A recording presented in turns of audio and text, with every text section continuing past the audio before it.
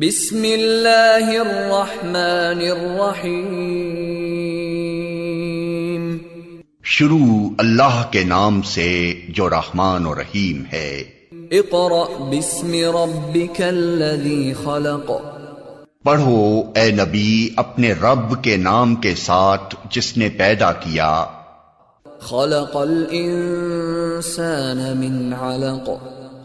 जमे हुए खून के एक लोथड़े से इंसान की तख्लीक की। इक़रा व रब्बुकल अकरम। पढ़ो और तुम्हारा रब बड़ा करीम है। अल्लज़ी अल्लम बिल क़लम। जिसने कलम के जरिए से इल्म सिखाया। अल्लमल इंसान मा लम यअलम। इंसान को वो इल्म दिया जिसे वो न जानता था। Assalamu alaikum. I begin with the name of Allah who is the most beneficent. This is the video number 4 and now start from the chapter number 17. This is the last chapter of your content. तो the name of the chapter is the average of the statistical data. यानी हमारे पास जो भी हमारे पास data है, जो भी हम ऑब्जर्वेशन करते हैं, जैसे कि कभी हम सर्वे पे जा रहे होते हैं तो वहाँ पे कोई भी हमारे पास किसी भी हवाले से हम अपनी इन्फॉर्मेशन ले रहे होते हैं तो उसे कलेक्ट करना स्टैटिस्टिकल डेटा कहलाता है। तो उसको हम एवरेज अमाउंट में शो करना, ठीक है, एक उसको अपने जो है किसी भी ग्राफ के थ्रू या किसी पिक्टोग्राम हो गया, डॉट डायग्राम हो गया, जैसे हमने पढ़ा था, उसके थ्रू शो करना एवरेज अमाउंट में हम शो करते हैं। तो इसका नाम ही यही है, average of the statistical data. तो किस तरीके से हम उसको शो करते हैं, जिसमें सबसे पहले आता है हमारे पास मीन। अब मीन क्या होता है, जैसे कि हमारे पास ऑब्जर्वेशन है, कोई भी आपके पास हम अपनी क्लासरूम की हम अपनी ऑब्जर्वेशन लेते हैं, जैसे टेस्ट लिया गया है तो वहाँ पे स्टूडेंट जो नंबर्स लेते हैं वो भी एक क्या है, हमारे पास डेटा है। तो अब वहाँ पे अगर आपसे कोई पूछे कि इस क्लास का कितना रिज़ल्ट आया, कैसा रिज़ल्ट आया, तो अब हम ऐसा नहीं करते कि एक एक का नाम लेके नहीं बताते, ठीक है, या हम जो भी ऑब्जर्वेशन ले रहे हैं उसमें एक एक करके हर नंबर नहीं बताएंगे कि इसकी ये ऑब्जर्वेशन है, इसकी ये, यानी इसका ये रिज़ल्ट आया या इसका ये रिज़ल्ट आया, बल्कि हम क्या करते हैं, कोई एक ऐसा नंबर बताते हैं जो कि उन तमाम ऑब्जर्वेशन के करीब करीब हो, जिसके लिए हम वर्ड यूज़ करते हैं एवरेज अमाउंट में। हम अपना जो है अपनी ऑब्जर्वेशन को हम शो करते हैं। तो उस एवरेज अमाउंट को हम कैसे निकालेंगे, मीन के थ्रू। लेट सपोज अगर मेरे पास यहाँ पे ऑब्जर्वेशन है, अब हम क्वेश्चन नंबर देखते हैं, क्वेश्चन नंबर 17 है आपके पास। जैसे यहाँ पे नंबर ऑफ़ पैसेंजर्स की कोजेस जो है ट्रैवलिंग कर रही है एक सैनिक रूट की तरफ, जहाँ पे जैसे ट्रैवलिंग जो हम करते हैं पाकिस्तान टूर पे जो जाते हैं, तो ये सैनिक रूट, इनके 12 कोजेस हैं टोटल, और हर कोजेस में कितने पैसेंजर्स हैं, जैसे 29, 42, 45। जैसे यहाँ पे मैं अगर ये देखें, ये ऑब्जर्वेशन है, एक कोजेस में आपके पास है टोटल 12 कोजेस है, जिसमें एक में है 29, सेकेंड में है 42, फिर 45, 39। इस तरीके की सारी ऑब्जर्वेशन आपको किस फॉर्म में दी हुई है, अनग्रुप है। ये जो डेटा ऑब्जर्वेशन है अनग्रुप है। आपके पास टोटल 12 है, तो यहाँ पे मैंने कुछ ऑब्जर्वेशन बोर्ड पे लिखी है। तो ये क्या है आपके पास, अब आपसे अगर पूछे कि टोटल कितने पैसेंजर्स हैं वो जो कि ट्रैवल कर रहे हैं, तो आप ऐसे नहीं बताओगे कि एक में है 29, सेकेंड कोच में है 42, थर्ड कोच में है 45, इस तरीके से नहीं बताएंगे, बल्कि हम क्या जवाब देंगे, कोई एवरेज अमाउंट देंगे कि टोटल इतने पैसेंजर्स जो है हमारे पास ट्रैवल कर रहे हैं। तो अब ये हम कैसे देंगे, इनका मीन निकाल के। अब मीन निकालेंगे कैसे, अनग्रुप का फॉर्मूला क्या होगा मीन का, मीन है सबसे पहले टॉपिक, मीन का अनग्रुप,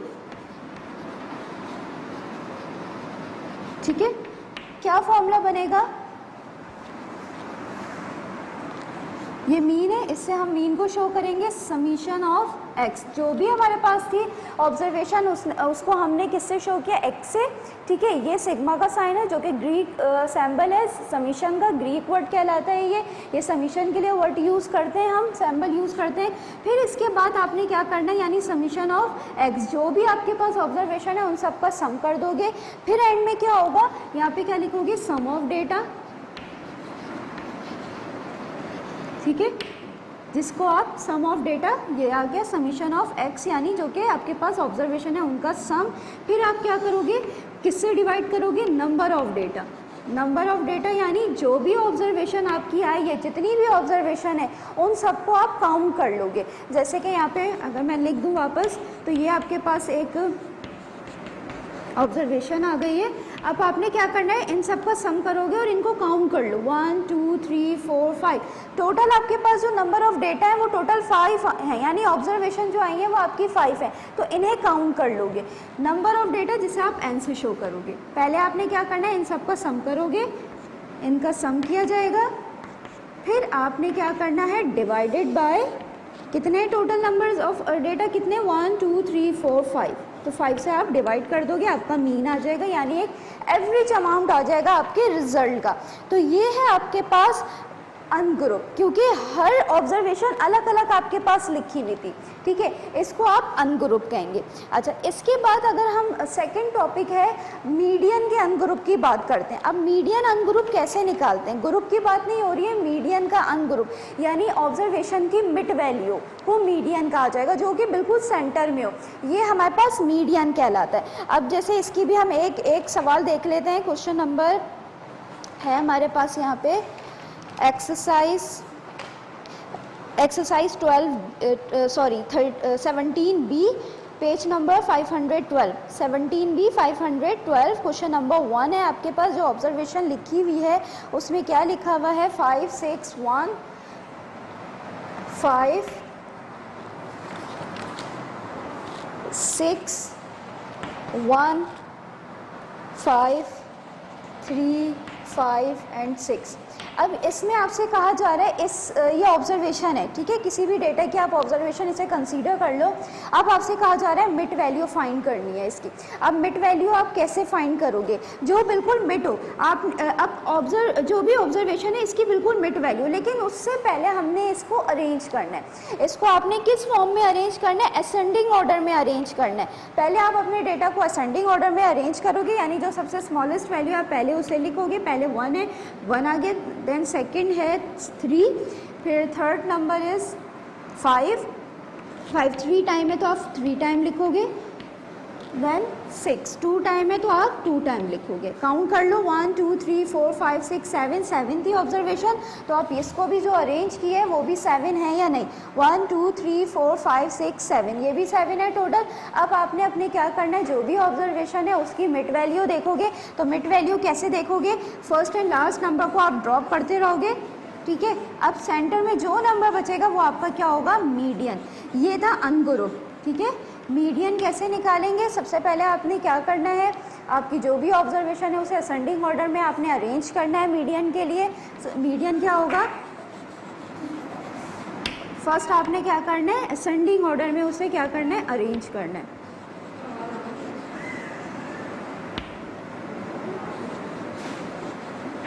अरेंज क्या करोगे, असेंडिंग ऑर्डर में उसे अरेंज करोगे, ठीक है, अरेंज असेंडिंग ऑर्डर, और फिर अपनी मिड वैल्यू को आप वहाँ से फाइंड कर लोगे।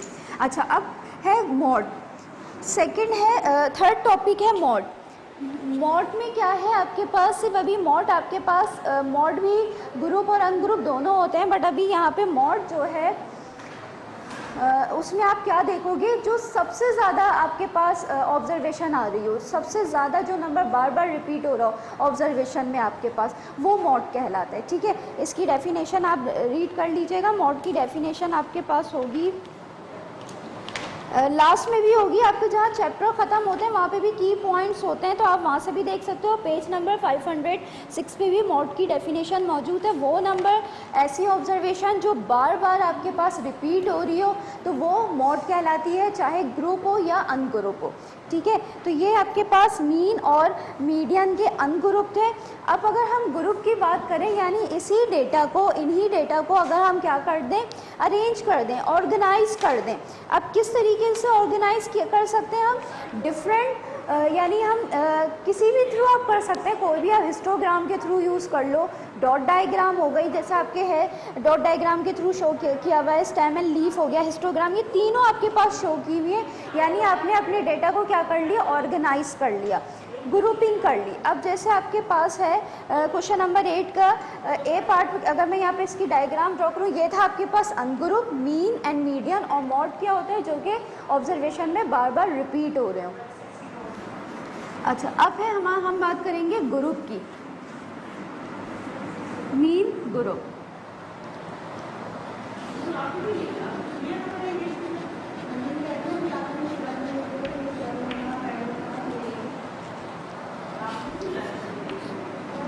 अच्छा, क्वेश्चन नंबर 8, यहाँ पे इसकी डायग्राम अगर ड्रॉ करें ताकि आपको समझ में किस तरीके से ग्रुपिंग की जाती है। 6, 7, 8, 9, 10, 11, 12। अच्छा, लेट सपोज ये आपके पास है, स्टूडेंट की मार्किंग है ये, ठीक है। अब आपके पास ये है, आपके पास 6 नंबर, ये 7 है, ये 8 है, ये 9 है, ये 10 है, ये 11, ये 12। अब ये आपके पास है एक, इसको अगर मैं ग्रुप में लिखना चाहूँ, अन ग्रुप में लिखूँ तो कैसे लिखूँगी? जैसे इस पर डॉट है, पहले तो मैं ग्रुप बताती हूँ क्या है। 6 पे 1 डॉट है, 7 में 2 डॉट्स हैं, 8 में 1 है, 9 में 4 है, 10 में 3, 11 एंड 12 में 1 है। अब अगर ये अनग्रुप लिखा होता तो कैसे लिखा होता? 6 पे 1 डॉट है तो 1 टाइम 6 लिखा होता, 7 में 2 डॉट्स हैं तो 7 2 टाइम लिखा होता, 8 में 1 है तो 8 1 टाइम होता, 9 आपके पास 4 टाइम होता, और अरेंज भी नहीं होता। यहाँ तो मैं खैर अरेंज करके इस तरीके से लिख रही हूँ, अरेंज भी नहीं होता। और 10 यहाँ पे कितने टाइम लिखा होगा? अगर अनग्रुप में होगा तो 3 टाइम, 11 1 टाइम एंड 12 1 टाइम। ये आपके पास अनग्रुप है। अब ग्रुप में क्या किया आपने, अपनी क्या किया, किसी भी तरीके से आप शो करवा सकते हो। यहाँ भी मैंने डॉट डायग्राम के थ्रू शो करवाए हुए। तो डॉट डायग्राम में आप एक हॉरिजॉन्टल लाइन रखते हो और अपनी ऑब्जर्वेशन, आप जो भी आपके पास ऑब्जर्वेशन आई है उसकी सबसे स्मॉलेस्ट वैल्यू से हम स्टार्ट करते हैं, ठीक है। जैसे यहाँ पे स्मॉलेस्ट वैल्यू 6 है तो हमने 6 से रखा है। फिर आप अपने आगे की ऑब्जर्वेशन देखा करो कि किस जो ऑब्जर्वेशन आ रही है, नंबर्स जो आ रहे हैं वो किस तरीके के नंबर्स हैं, तो उसी हिसाब से हम अपने जो है क्लास इंटरवल रखेंगे।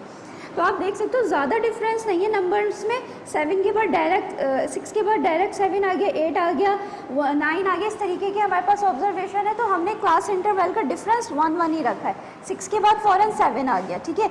तो अब आपने 6 और 7 के बीच में जो डिफरेंस रखोगे सेम नेक्स्ट नंबर के बीच में भी वही सेम इक्वल इंटरवल होना चाहिए। ये भी MCQs में आपसे पूछा जा सकता है कि इंटरवल जब हम रखते हैं क्लास इंटरवल तो इक्वल होगी या अनइक्वल? तो इक्वल होती है। तो यहाँ पे भी हमने क्या किया, सारी अपनी ऑब्जर्वेशन रखी, सबसे स्मॉलेस्ट नंबर 6 था और लास्ट जो ग्रेटर नंबर है वो 12 पर ख़त्म हो रहा है। तो उसी हिसाब से हम अपनी ऑब्जर्वेशन को जो भी हम रख रहे हैं, ग्रुपिंग कर रहे हैं, उसी हिसाब से हम अपनी क्लास इंटरवल को रखते हैं।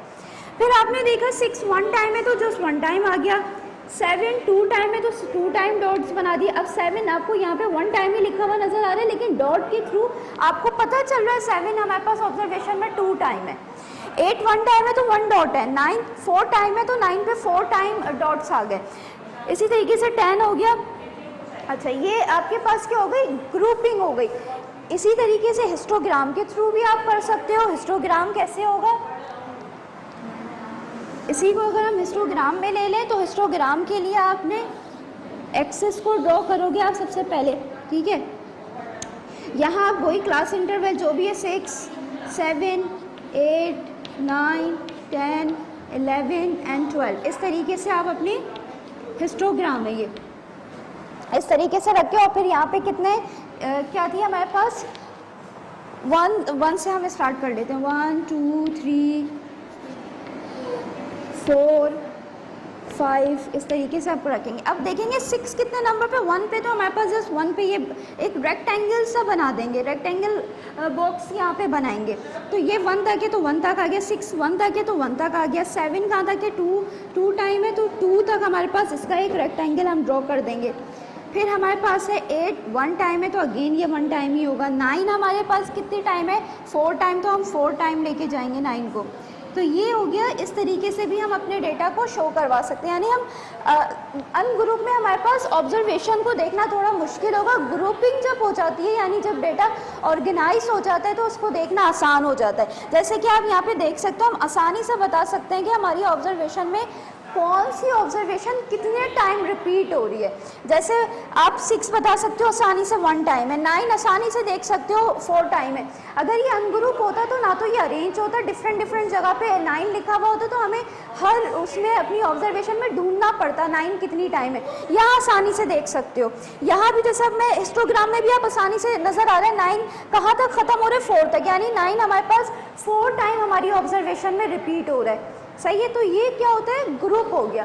अब ग्रुपिंग में हम क्या करेंगे, फॉर्मूला कैसे लिखते हैं, देखें हमारे पास जो ये होगी ये मार्किंग होती है, जैसे ये है हमारे पास ये मार्क हो गया, ठीक है। ये चीज़ जो नंबर इस पे आगे इसी तरीके से एक्स एक्सिस पे भी आप मार्किंग रखते हो अपनी, और फ्रीक्वेंसी यानी नंबर ऑफ डेटा, क्वांटिटी जो आएगी वो डॉट्स की सूरत में आती है इधर, और यहाँ पे वाई एक्सिस पे रखते हैं।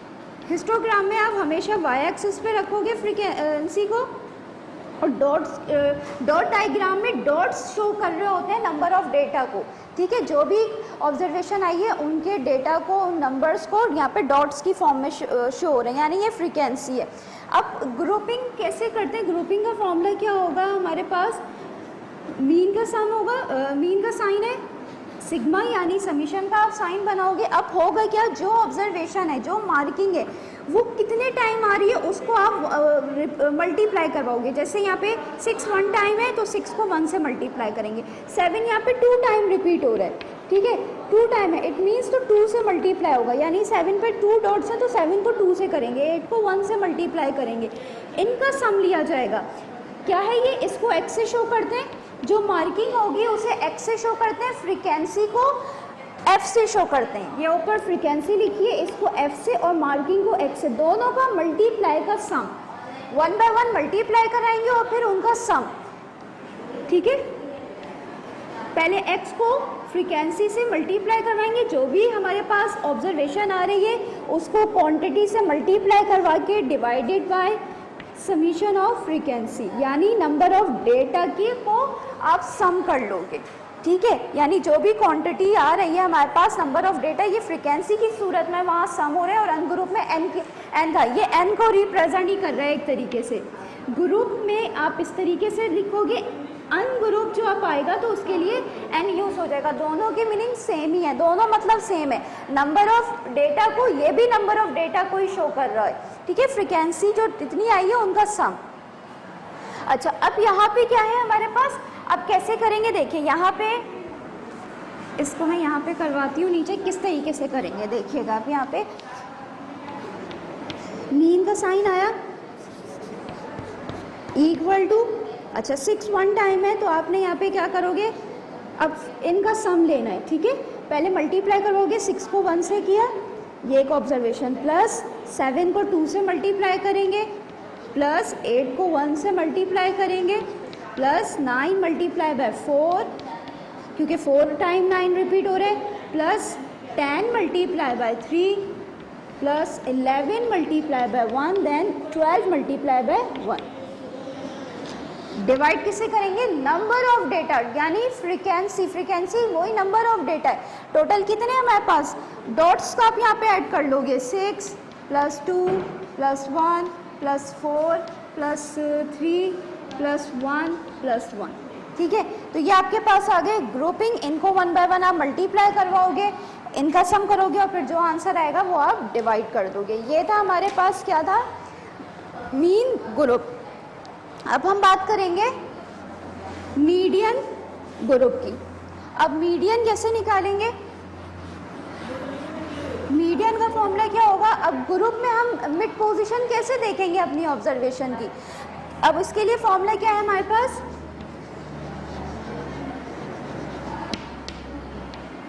मीडियन, अच्छा क्या है, n प्लस 1 डिवाइडेड बाय 2, ये है मीडियन का फॉर्मूला। अब आपके पास करना क्या है, आपने सब जैसे हमारे पास है यही, अब आप ले लो क्वेश्चन नंबर, हम ये हिस्टोग्राम यहाँ पे ड्रॉ करते हैं, या डॉट डायग्राम से भी आप ले सकते हो। हिस्टोग्राम यहाँ पे लिया हमने, सवाल है क्वेश्चन नंबर 8 का सी पार्ट, 3 4 5 6 7, ठीक है। नेक्स्ट जो y एक्सिस पे फ्रीक्वेंसी है 1 2 3 4 5 6 3 हमारे पास 3 टाइम यहाँ पे आ रही है, यानी जो भी हमारी मार्किंग है वो यहाँ पे 3 टाइम शो हो रही है। हमारे पास 3 मार्किंग 3 टाइम है। 4 यहाँ पे 5 टाइम रिपीट हो रहा है। 5 हमारे पास 6 टाइम रिपीट हो रहा है। 6 यहाँ पे 4 टाइम है एंड 7 2 टाइम। अब इसका मीडियन कैसे निकालेंगे? सबसे पहले आप n क्या है, नंबर ऑफ डेटा, ठीक है, नंबर ऑफ डेटा को आप यहाँ पे प्लस कर लोगे। जैसे कि यहाँ पे 3 प्लस 5 कितना हो जाएगा 8 प्लस 4 8 प्लस 6 3 है ना ये, ठीक है, 3 ये 8 हो गया। 8 प्लस 6 कितना होगा हमारे पास 14 हो गया। यहाँ पे 14 प्लस 4 होगा 18, ठीक है, यहाँ पे प्लस किया, फिर 18 प्लस 2 20। टोटल हमारे पास यहाँ पे कितनी ऑब्जर्वेशन आ गई 20, यानी नंबर ऑफ क्वांटिटी जो हमारे पास ऑब्जर्वेशन में आ रही है वो आ गई 20, ठीक है। अब आपने क्या करना है, n की जगह पे आप रखोगे 20 प्लस 1, ऐड करोगे डिवाइडेड बाय 2। 20 में आप 1 प्लस करोगे, अच्छा यहाँ पे आपके पास 21 डिवाइडेड बाय 2। अब आप इसे कैंसिल करोगे, 21 को कैंसिल करो, क्या होगा 2 1 ज़ा 2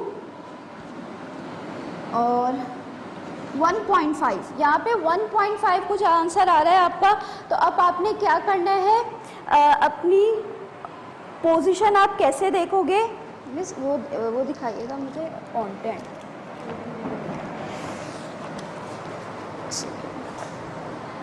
इसका जी, अच्छा ऑब्जर्वेशन यहाँ पे जो आ रही है वो 21 है टोटल।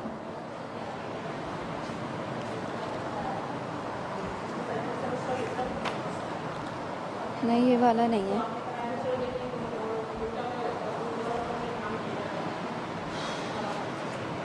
चले सही है, कोई बात नहीं, ठीक है, रहने। हाँ ये देख लीजिए,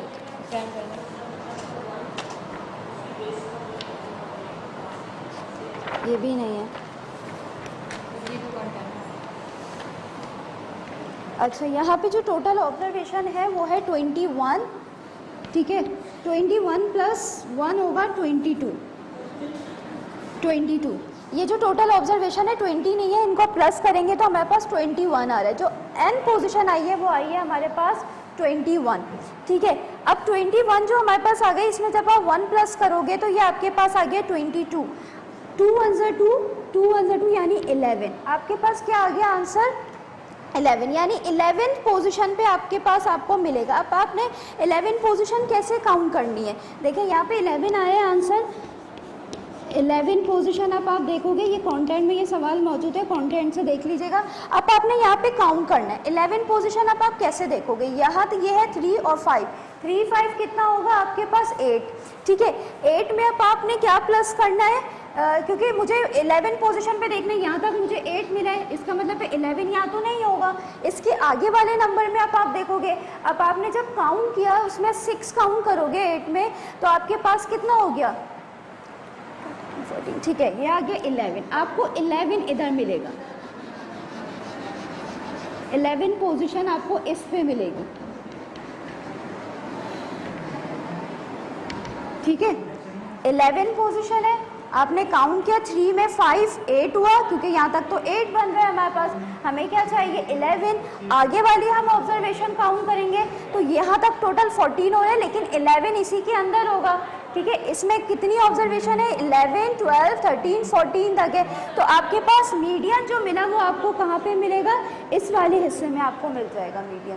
तो ये आपके ऑब्जर्वेशन की कौन सी मिल गई, यानी ऑब्जर्वेशन की कौन सी वैल्यू है, मिड वैल्यू है, तो ये हो गई ग्रुपिंग किस तरीके से करेंगे, मीन किस तरीके से निकाला जाता है, मीडियन किस तरीके से करेंगे, फॉर्मूला क्या है nth प्लस 1 डिवाइडेड बाय 2, तमाम ऑब्जर्वेशन को आप प्लस करोगे, एंड आ गया आपके पास 21 प्लस इसमें 1 ऐड करोगे, टोटल हो गया 22 डिवाइडेड बाय 2 करोगे, 11th पोजीशन पे आपको आपका मीडियन मिल जाएगा। ठीक है, तो अब आपने कैसे करना है इनको, आप मीडियन कैसे करोगे, यहाँ तक जब ऑब्जर्वेशन थी इनको प्लस किया, ये हुआ 8 के बाद नेक्स्ट नंबर जहाँ भी आपको 11 पोजीशन मिलेगी वो आपका मीडियन हो जाएगा। अच्छा, इसके अलावा मॉड क्या है आपके पास, रिपीट जो सबसे ज़्यादा हो रहा हो। अब आप अपने यहाँ पे सबसे ज़्यादा देखिए कौन से नंबर रिपीट हो रहे हैं, सबसे ज़्यादा ऑब्जर्वेशन किस नंबर की आ रही है, जो सबसे आप देख सकते हो ये भी आपके पास रिपीट हो रहा है 3 टाइम। ठीक है, ये भी मॉड है, लेकिन आप आगे देखो ये 5 टाइम रिपीट हो रहा है। इससे ज़्यादा कौन सी ऑब्जर्वेशन रिपीट हो रही है, 5 सबसे ज़्यादा 6 टाइम रिपीट हो रहा है, बाकी सब भी रिपीट हो रहे हैं, लेकिन ये नंबर हमारी ऑब्जर्वेशन में सबसे ज़्यादा जो है रिपीट हो रहा है, तो इसका मतलब है ये मॉड हो गया। ठीक है, मीडियन भी यही निकला था, 5 निकला था, और मॉड भी हमारे पास यही होगा 5, क्योंकि ये सबसे ज़्यादा हमारे पास ऑब्जर्वेशन में ऑब्जर्व हुआ है, हमारी ऑब्जर्वेशन में सबसे ज़्यादा जो हमने कैलकुलेट किया है वो नंबर 5 आ रहा है। तो ये हमारे पास क्या हो गया, मॉड हो गया। तो ये ग्रुप हो या अनग्रुप हो, तो मॉड का हमारे पास वही होगा जो ग्रुप में अभी आप अनग्रुप में भी आप वही देखोगे कि जो नंबर सबसे ज़्यादा रिपीट हो रहा हो वो आपके पास मॉड है, और ग्रुप में भी जो सबसे ज़्यादा आपके पास ऑब्जर्वेशन आ रही है उसका कोई फिक्स फॉर्मूला अभी आपकी बुक में नहीं है। ठीक है, तो ये हो गया मीन, मीडियन, मॉड, ग्रुप और अनग्रुप। इसके अलावा आप इसके जो की पॉइंट्स हैं, जैसे कि ये अटेंशन करके जो आपके पास की पॉइंट्स लिखे होते हैं एमसीक्यूज़ के लिए, आप उन्हें लाजमी रीड करोगे। लास्ट में जो चैप्टर के लास्ट में आपके पास की पॉइंट्स लिखे होते हैं, जैसे चैप्टर ख़त्म होता है इसके लास्ट में कुछ समरी होती है चैप्टर की, तो आप उसे भी रीड करोगे। ठीक है मिस, ठीक है, okay. Chapter assessment number 7, chapter 17, average of statistical data, MCQs number 1, the dash is the middle value.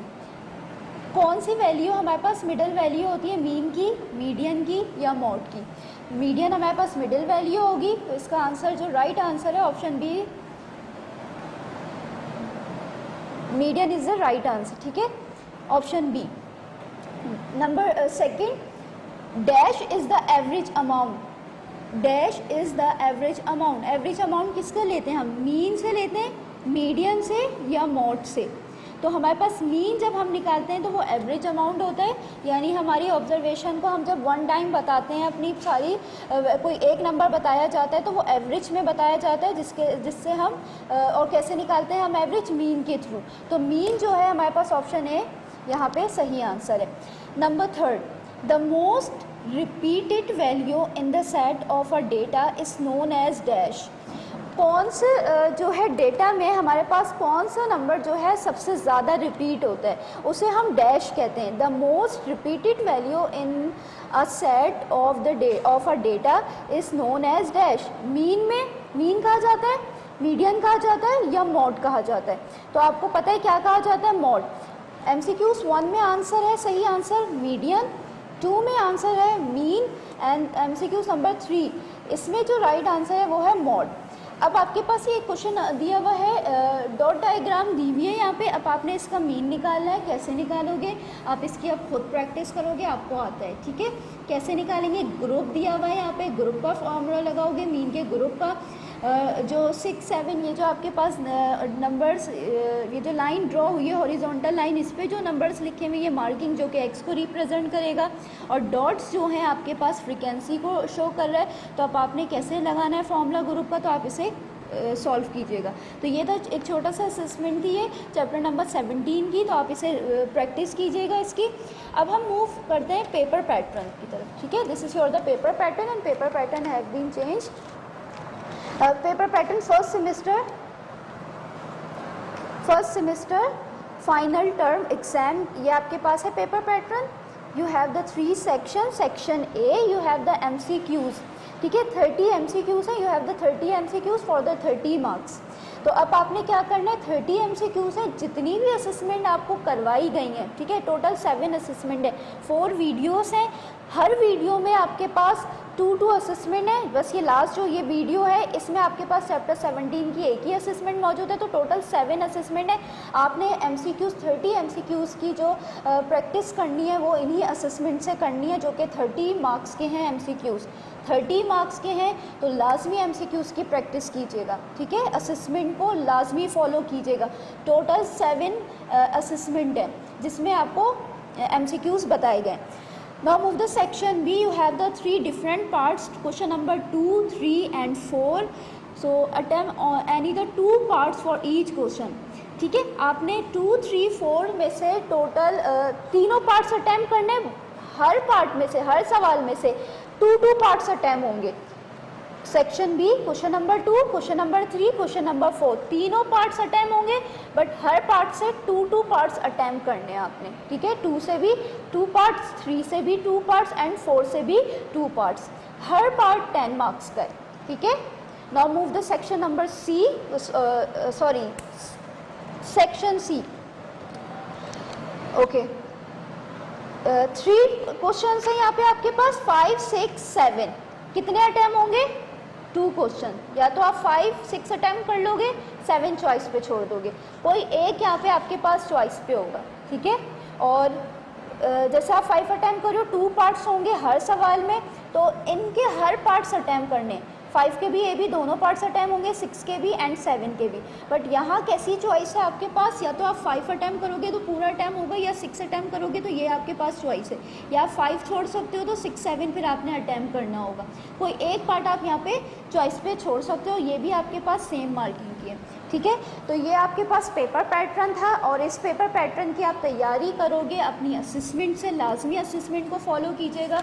Again आपको रिपीट कर रही हूँ कि टोटल असेसमेंट आपकी 7 है, ठीक है। हर असेसमेंट को आपने फॉलो करना है, उसमें हर असेसमेंट में आपके पास सवाल भी मौजूद हैं और MCQs भी मौजूद हैं। तो ये टोटल आपकी असेसमेंट है। क्योंकि मैं पेज आपके पास टर्न कर रही हूँ तो ये आपको सारी असेसमेंट शो हो रही हैं, आप देख लो यहाँ से, ठीक है। मुझे एक दफ़ा ये शुरू से दिखा दो सारी असेसमेंट, बस, हाँ ठीक है। ये देखिए, ये असेसमेंट बस है ये, ठीक है। ये असेसमेंट नंबर 1 है आपकी, इसके भी आप MCQs देख सकते हो।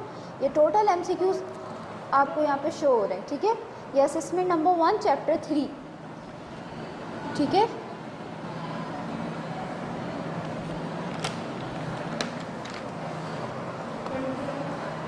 ठीक है, ये क्वेश्चन है इसी के। फिर नेक्स्ट है असेसमेंट नंबर 2, ठीक।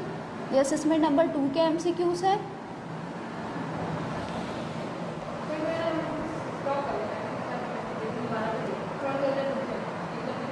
अच्छा, असेसमेंट नंबर 2 दोबारा दिखाऊं? ये असेसमेंट नंबर 2,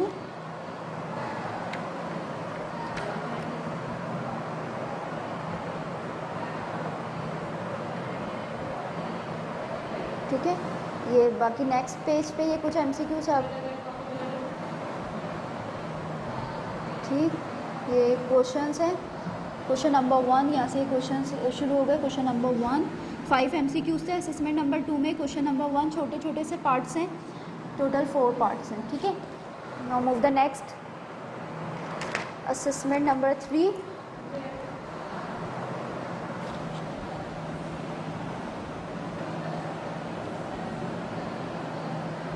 इस पेज पे टोटल 6 MCQs। नेक्स्ट पेज,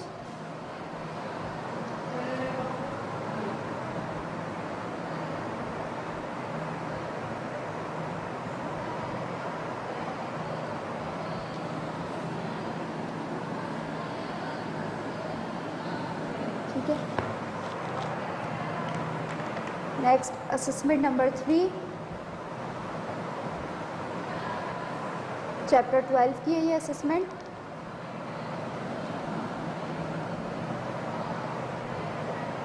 ठीक। नेक्स्ट पेज, ये चैप्टर 12 की ही अभी है, ठीक है। चैप्टर 12 की असेसमेंट है ये।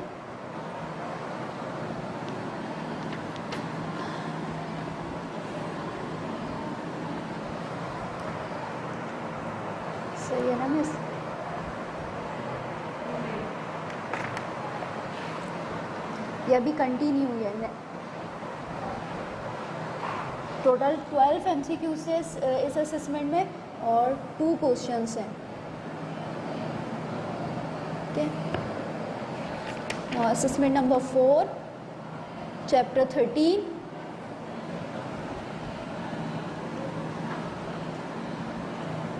5 MCQs हैं यहाँ।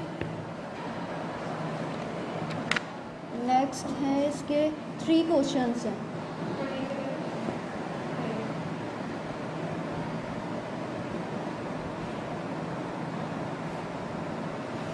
Next assessment number 5 chapter number 14।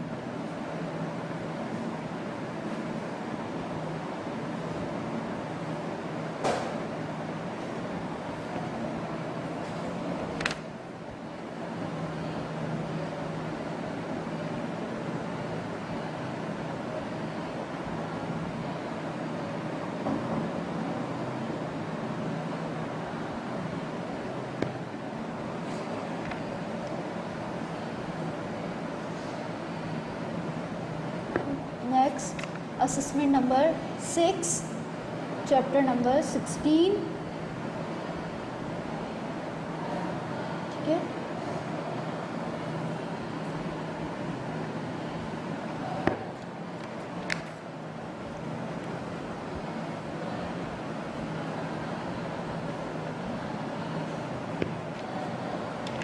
Last assessment number 7 chapter 17। In assessment की आपने अच्छी तरीके से प्रैक्टिस करनी है। ठीक है, अच्छा MCQs लाजमी देखिएगा। इसमें अगर जो डिफ़िकल्ट MCQs है, जैसे कि आप देख सकते हो चैप्टर नंबर 5 में जो एक्सरसाइज 5C है उसे कैंसिल कर दिया है। ठीक है, आप उसके एक्सरसाइज की प्रैक्टिस नहीं करोगे, उसके कुछ MCQs हैं तो ज़रा MCQs आप देखिएगा, वहाँ पे ग्राफ आपको आना चाहिए। MCQ जब तक ग्राफ नहीं आएगा तो वो MCQs उसको आप सही ऑप्शन नहीं पहचान सकते। तो उसमें जो सबसे पहले जो आपके पास MCQs दिया हुआ है चैप्टर नंबर 5 के असेसमेंट नंबर 2 में MCQs नंबर 1 जो आपको दिया है उसमें आपसे कहा जा रहा है ग्राफ ओपन्स द अपवर्ड। जब आपके पास ग्राफ होते हैं, देखिए 2 ग्राफ है हमारे पास, एक्स एक्सिस पे एक ऑब्जर्वेशन होती है, एक वाई एक्सिस पे। ठीक है, अगर हमारे पास ग्राफ ओपन अपवर्ड होगा, ठीक है, सेकंड है हमारे पास ग्राफ ओपन डाउनवर्ड। ये ग्राफ डाउनवर्ड ओपन है। अच्छा, ये आपसे पूछा गया है एक सवाल कि ये कौन सी फैमिली से, जैसे MCQs में मुझे याद आ रहा है कि किसी असेसमेंट में था, यही है। इसी में आपके पास एक MCQs गिवन है, quadratic graph are a family of curve dash curve called dash. दोबारा सुनिएगा, quadratic graph are a family of curves. जो क्वाड्रेटिक ग्राफ्स होते हैं, यानी हम ये जो ग्राफ बने हुए ये क्वाड्रेटिक इक्वेशंस के बने हुए। क्वाड्रेटिक इक्वेशन क्या है हमारे पास, जर्नल फॉर्म अगर आप देखो यही है ना क्वाड्रेटिक इक्वेशन। क्वाड्रेटिक इक्वेशन कह लेंगे, एक्सप्रेशन कह लें, जो भी आपका दिल चाह रहा है। अभी हम दोनों के ग्राफ ऐसे ही बनेंगे, चाहे वो एक्सप्रेशन हो या इक्वेशन हो। तो ये जो क्वाड्रेटिक इक्वेशन मैंने लिखी है, quadratic graphs are a family of curve. Graph जो है क्वाड्रेटिक के वो फैमिली है, किसके, कर्व के फैमिली से हैं, मगर इनको क्या कहा जाता है, इनका एक स्पेसिफिक नेम है जिसको क्या कहा जाएगा, पैराबोला। तो ये MCQs में आपसे पूछा जा रहा है ये क्या है इसकी टाइप, पैराबोला। ठीक है, ऑप्शन आपको गिवन है यहाँ पे, पैराबोला, स्ट्रेट, मैक्सिमम या मिनिमम। तो आपके पास जो क्वाड्रेटिक कर्व्स के जो भी ग्राफ बनेंगे, जो बनते हैं आपके पास, वो कर्व की कौन सी फैमिली से बिलोंग करते हैं, पैराबोला। ठीक है, तो ऑप्शन में आपने क्या लिखना है, पैराबोला। अब ये जो ग्राफ ओपन है, एक अपवर्ड ओपन है, एक डाउनवर्ड ओपन है। अब आपको खुद ही पता चल रहा है जब आपके पास ग्राफ अपवर्ड की तरफ ओपन होगा तो ये डाउन की तरफ जा रहा है। ओपन होने के लिए इसके जो पॉइंट्स हैं ये डाउन की तरफ जा रहे हैं, इट मीन्स मिनिमम वैल्यू आपको मिलेगी। ठीक है, जब ओपन अपवर्ड होगा, अपवर्ड के लिए आपके पास कौन सी वैल्यू मिलेगी, मिनिमम। तो इस MCQs में मिस्टेक नहीं कीजिएगा, दोबारा सुन लीजिए, अपवर्ड ओपन होगा तो वैल्यू मिनिमम होगी। ठीक है, अपवर्ड में वर्ड बस आप देखोगे एमसीक्यूज में अपवर्ड ओपन अपवर्ड का वर्ड यूज़ हो रहा है तो आपने मिनिमम पे मार्क कर देना है। अगर आपके पास नेक्स्ट देखिए, नेक्स्ट है द ग्राफ ओपन डैश। अब यहाँ पे क्या है, डैश को चेंज कर दिया गया सेकंड में। The graph opens dash and have a maximum point, यानी ग्राफ डैश की तरफ ओपन होगा जब आपके पास मैक्सिमम पॉइंट मिलेगा। मैक्सिमम पॉइंट यानी हाइट पे, हाइट पे आपको कैसे कहाँ मिल रही है, देखिए ये वाला पॉइंट ये मैक्सिमम है, ये हाइट है, तो ये मैक्सिमम पॉइंट है आपके पास, ठीक है। मैक्सिमम पॉइंट आ गया ये आपके पास, यानी ग्राफ डाउनवर्ड की तरफ ओपन हो रहा है आपके पास, ठीक है। जब ग्राफ आपके पास डाउनवर्ड की तरफ ओपन होगा तो आपके पास मैक्सिमम यानी मैक्सिमम पॉइंट मिल रहा है। तो यहाँ पे जो ऑप्शन है एमसीक्यूज के, यहाँ पे जो ब्लैंक्स है उसे चेंज किया गया है। दोबारा सुनिएगा क्या कहा जा रहा है, the graph open dash, graph dash की तरफ ओपन होगा जब मैक्सिमम पॉइंट होगी आपके पास, and has a maximum point, तो इट मीन्स डाउनवर्ड। जब मैक्सिमम पॉइंट होगा तो ग्राफ किस तरफ ओपन हो रहा है, डाउनवर्ड। तो ये दो एमसीक्यूज हैं, अगर आपने इसको सही से समझ लिया तो आपके 2 नंबर आपको आसानी से मिल जाएंगे। अगर नहीं आपने ऑप्शन गलती से और एक तरफ आपने मैक्सिमम या अपवर्ड अगर आपने इस पर मार्क किया तो आपके 2 नंबर चले जाएंगे। तो ध्यान से दोबारा सुन लीजिए, अपवर्ड का वर्ड होगा तो उसके साथ मिनिमम वर्ड होगा, ठीक है। मैक्सिमम के साथ डाउनवर्ड का वर्ड यूज़ होगा। तो ये आपके पास इंपॉर्टेंट चीज़ है, इसे याद रखिएगा। एक थर्ड एमसीक्यूज थोड़े से मुश्किल हैं इसके एमसीक्यूज। थर्ड एमसीक्यूज देखिएगा, the coefficient of x square, x square ये लिखी हुई है, इसका कोफिशिएंट की बात कर रहे हैं। कोफिशिएंट वो नंबर होता है जो किसी वेरिएबल के साथ लिखा हुआ। एक्स यहाँ पे एज ए वेरिएबल के तौर पे यूज़ हो रहा है और a and b as a coefficient के तौर पे यूज़ हो रहा है, क्योंकि ए बी वो नंबर है जो कि वेरिएबल से मल्टीप्लाई हो रहे हैं, इसलिए इन्हें कोफिशिएंट कहा जा रहा है। तो कहा जा रहा है आपसे the coefficient of x square is negative, अगर इसके साथ जो भी नंबर लिखा हुआ है, ए लिखा हुआ है, ए कोई नंबर होगा, अगर वो नेगेटिव होता है, उसकी वैल्यू नेगेटिव होती है तो ग्राफ ओपन डैश, तो वो ग्राफ डाउनवर्ड की तरफ आपको मिलेगा, उसका ग्राफ डाउनवर्ड की तरफ ओपन होगा, ठीक है। इसके हमेशा ग्राफ डाउनवर्ड की तरफ ओपन होगा जब आपके पास एक्स स्क्वायर वाले वेरिएबल का कोफिशिएंट अगर नेगेटिव हो तो डाउनवर्ड होगा। अच्छा, इसके अलावा जो लाइन ऑफ सिमेट्री होती है, यहाँ पे जो नेक्स्ट एमसीक्यूज है आपसे कहा जा रहा है, जैसे कि ये 2 ग्राफ ओपन हो रहे हैं, एक अपवर्ड एंड एक डाउनवर्ड, अगर मैं इसे 2 इक्वल पार्ट्स में डिवाइड करूँ, बिल्कुल 2 इक्वल पार्ट्स की, यानी जब इन ग्राफ्स को एक दूसरे के ऊपर फोल्ड किया जाए तो इनकी कॉरस्पॉन्डिंग साइड एक दूसरे पे परफेक्टली क्लोज हो जाए। अब परफेक्टली कैसे क्लोज होंगी कि जब आप इसे बिल्कुल 2 इक्वल पार्ट्स में क्या कर दो, कट कर दो, ठीक है। अब वो कैसे कट होगी, बिल्कुल इनकी सेंटर से एक लाइन ड्रॉ कर दो दोनों की तरफ से, ठीक है। जब आप इनकी दोनों तरफ एक लाइन ड्रॉ करोगे और इन्हें आप अगर एक दूसरे के ऊपर फोल्ड करो, क्लोज करना चाहो, तो ये जो कॉरस्पॉन्डिंग साइड, इस कॉरस्पॉन्डिंग साइड है एक दूसरे पे क्लोज होनी चाहिए, यानी ये दोनों एक दूसरे के सेम है। ये वाली साइड क्लोज होगी, परफेक्टली क्लोज होगी, तो इट मीन्स दोनों की सेम यानी सेम है दोनों की शेप। जैसे कि रिफ्लेक्शन जो होती है, एक्सिस ऑफ रिफ्लेक्शन, जब हम मिरर में भी देखते हैं तो हमारी बिल्कुल सेम इमेज बन रही होती है, तो यहाँ पे भी ये सेम होना चाहिए जब आप इसे 2 इक्वल पार्ट्स में कट करो। तो इस लाइन को लाइन ऑफ सिमेट्री कहते हैं। ये आपको पता है, वो लाइन जो किसी भी शेप को 2 इक्वल पार्ट्स में क्या कर दे, डिवाइड कर दे, तो वो लाइन ऑफ सिमेट्री कहलाती है। तो अब ये जो एमसीक्यूज आपसे कह रहे हैं, क्या कह रहे हैं, the line of symmetry of the graph, graph की लाइन ऑफ सिमेट्री की बात कर रहे हैं, ठीक है। The line of symmetry of the graph passes through dash, कहाँ से पास होती है, डैश पॉइंट से पास हो रही होती है, मिनिमम एंड मैक्सिमम, ठीक है। तो ये आपसे क्या कहा जाए, डैश पॉइंट, तो यहाँ पे ऑप्शन है मैक्सिमम, मिनिमम या बोथ ऑफ दीज, तो बोथ। अगर अपवर्ड होगा तो मिनिमम से, डाउनवर्ड होगा तो मैक्सिमम, यानी दोनों तरफ से पास हो सकती है, तो यहाँ पे बोथ पे आपका सही आंसर होगा, ठीक है। इसके अलावा वही नेक्स्ट एमसीक्यूज वही आपसे ग्राफ की फैमिली का पूछा जा रहा है, तो पैराबोला होती है ये, ठीक है। अच्छा, इसके अलावा जो है आपके पास एमसीक्यूज की तरफ ज़्यादा ध्यान देनी, क्योंकि 30 एमसीक्यूज हैं, तो इन्हें आपने लाजमी जो है इनकी प्रैक्टिस करनी है एमसीक्यूज़ की, और खुद भी आपने रीड करने, जितने भी की पॉइंट्स आपके पास हैं उन्हें आप अच्छी तरीके से रीड करोगे। अच्छा, इसके अलावा है आपके पास चैप्टर नंबर 3, चैप्टर नंबर 3 में भी आपके पास एक जो एमसीक्यूज़ है, इसे देखिएगा, चैप्टर नंबर 3 है आपके पास एक ब्रैकेट है, ब्रैकेट में है अंदर b प्लस c, बाहर है a, ठीक है, equal to a plus b plus a c। अब ये जो आपके पास लिखे हुए हैं ये क्या कहलाती हैं?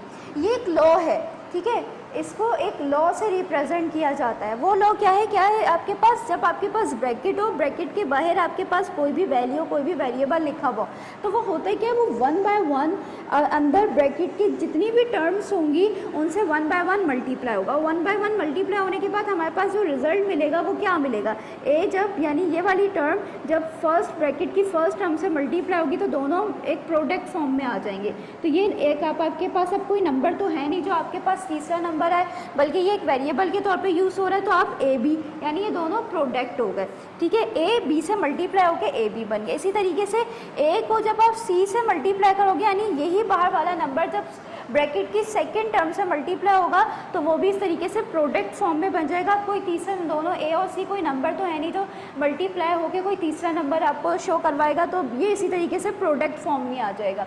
तो ऐसे लॉ को डिस्ट्रीब्यूटिव लॉ कहा जाता है। याद रखिएगा क्या कहा जाएगा, डिस्ट्रीब्यूटिव। तो आपने सही ऑप्शन लगाना है, डिस्ट्रीब्यूटिव लॉ होगा ये, ठीक है। अच्छा, इसके अलावा एक्सपेंशन एंड फैक्टराइजेशन दोनों एक दूसरे के अपोजिट नहीं है, रिवर्स हैं, ठीक है, रिवर्स है। अगर फैक्टराइजेशन होगा तो आपका जो आंसर होगा वो क्या हो जाएगा, एक्सपेंड हो जाएगा। अगर दो प्रोडक्ट की फॉर्म में, फैक्टराइजेशन कैसे लिखते हैं, जैसे ये क्या है, ये दो प्रोडक्ट की फॉर्म में लिखा हुआ है, तो ये किसी ना किसी के किसी तीसरे नंबर का ये क्या होगा, एक फैक्टर्स होंगे। जैसे कि अब यहाँ पे दो ब्रैकेट्स हैं, दो ब्रैकेट्स भी आपके पास, अगर दो ब्रैकेट्स की फॉर्म में कोई नंबर लिखा हुआ है तो ये क्वाड्रेटिक है, ये नंबर नहीं है, बल्कि दो ब्रैकेट्स आपके पास क्वाड्रेटिक के तौर पे लिखा हुआ होता है, ठीक है। जैसे लेट सपोज अगर मैं यहाँ पे दो नंबर लिख दूँ इसके अंदर, मैंने यहाँ पे एक नंबर लिख दिया, ठीक है, तो ये क्या, ये दो नंबर, ये दो ब्रैकेट्स किसी ना किसी एक्सप्रेशन या इक्वेशन के फैक्टर्स हैं। यानी जब मैं इन्हें सॉल्व करूँगी, इन दोनों को जब आपके पास सॉल्व किया जाएगा तो यहाँ पे आपके पास एक एक्सप्रेशन की फॉर्म में या इक्वेशन की फॉर्म में एक आपके पास आंसर आएगा, ठीक है। तो ये क्या हो जाएगी, ये एक्सपेंड हो जाएगी, ये खुल जाएगी, ब्रैकेट्स ओपन हो जाएंगे, एक्सपेंड कर जाएंगे, ठीक है। अच्छा, अब आपके पास अगर एक्सपेंड की सवाल आपके पास क्वाड्रेटिक एक्सप्रेशन या इक्वेशन की फॉर्म में सवाल अगर गिवन हो, यानी इस फॉर्म में, तो आपके पास ये दो प्रोडक्ट्स बन जाएंगे, ठीक है। इसकी अगर मैं यहाँ पे सवाल यही लिख दूँ, लेट सपोज ये मैंने आपके पास लिखा है, एक सवाल है जो कि मैंने जर्नल फॉर्म में लिख दिया, ठीक है, तो इसका आंसर आपके पास इस तरीके से आएगा। लेट सपोज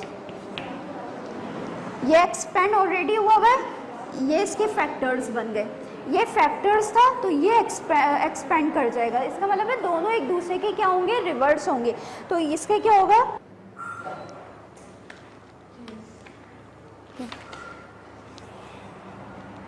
अच्छा, तो इसका मतलब क्या हुआ कि जब हमारे पास प्रोडक्ट की फॉर्म में हमारे पास सवाल गिवन होगा तो ये एक्सपेंड हो जाएगा। किस फॉर्म में, इस तरीके से एक्सपेंड होगा। और अगर हमें एक्सपेंशन ही दी हुई होगी, एक्सप्रेशन या इक्वेशन जो भी दी हुई होगी, आप इसे एक्सप्रेशन या इक्वेशन कुछ भी कंसीडर कर सकते हो। अगर इक्वल टू 0 आएगा तो इक्वेशन, जब आप इसे सॉल्व करोगे तो ये एज अ प्रोडक्ट की फॉर्म में आपके पास आ जाएगा, ठीक है, यानी फैक्टर्स बन जाएंगे इसके। तो इसका मतलब ये हुआ एक्सपेंशन एंड फैक्टराइजेशन एक दूसरे के क्या होंगे, रिवर्स होंगे। तो ये कुछ डिफ़िकल्ट MCQs थे जो कि अभी आपको मैंने थोड़े से इनके प्रैक्टिस करवाई है। तो आई होप कि आप इनको अच्छी तरीके से समझोगे और ख़ुद भी की पॉइंट्स को रीड करोगे। जितने भी असेसमेंट थी वो आपको अभी शो करवा दिए, पेपर पैटर्न आपको बता दिया है, तो आपने बहुत अच्छी तरीके से इनकी तैयारी करनी है। I hope you will get the good marks. अल्लाह हाफिज़।